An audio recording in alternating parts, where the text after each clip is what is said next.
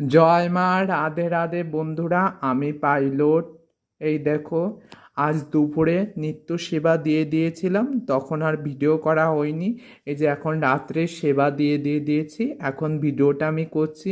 এই দেখো, এই যে কিশোরীজিকে দুপুরে অভিষেক করিয়ে এই ধোয়া বস্ত্রটা পরিয়ে দিয়েছি।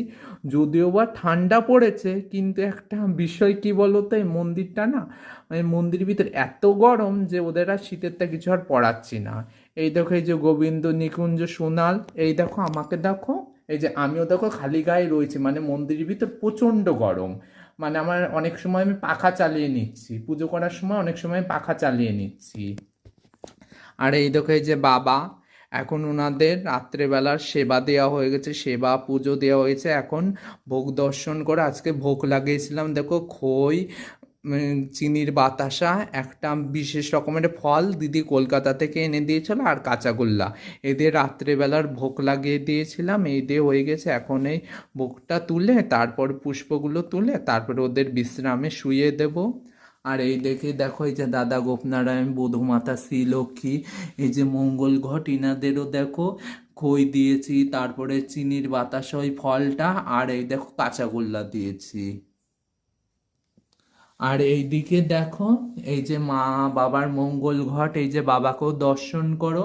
আর এইদিকেও দেখো যে সেম ওই একই প্রসাদ দিয়ে ভোগ লাগিয়ে দিয়েছি। এখানে ওই ফলটা দিয়েছি, খই দিয়েছি, চিনির বাতাসা আর কাঁচাগোল্লা।